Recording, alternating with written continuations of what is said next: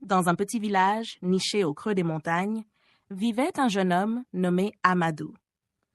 Contrairement à beaucoup de ses pairs, qui héritaient des terres fertiles de leurs parents ou de métiers bien établis, Amadou n'avait ni fortune ni statut. Tout ce qu'il possédait, c'était une petite parcelle de terre stérile, quelques outils rudimentaires et une détermination inébranlable.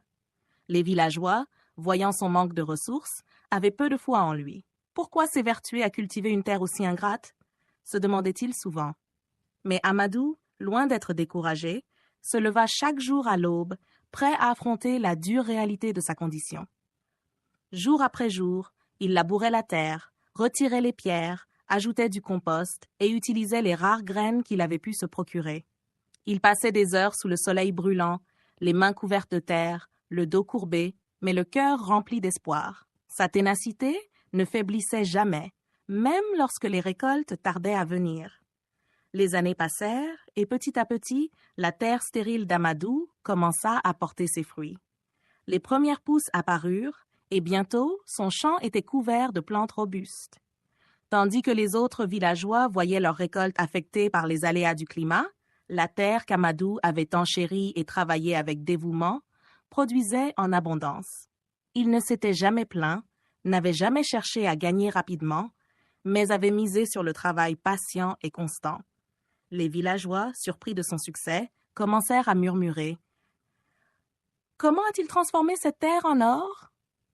Certains pensaient que la chance était de son côté, d'autres croyaient à des miracles. Mais les plus sages savaient que ce n'était ni la chance ni un miracle qui avait fait prospérer Amadou. Ils comprirent que sa fortune était le fruit de sa ténacité, de l'énergie qu'il avait investie jour après jour, sans jamais abandonner.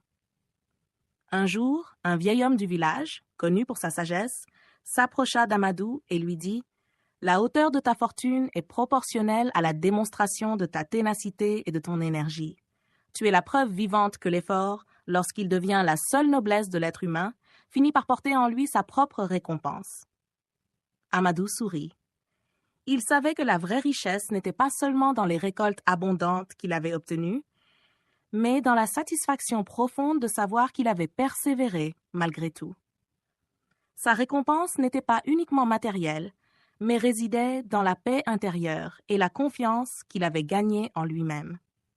À partir de ce jour, Amadou partagea généreusement ses connaissances et ses méthodes avec les autres villageois, leur montrant que la véritable fortune ne se mesure pas en or ou en argent, mais dans la capacité à rester tenace face aux défis, à investir son énergie avec constance et à comprendre que l'effort est, en soi, la plus noble des récompenses.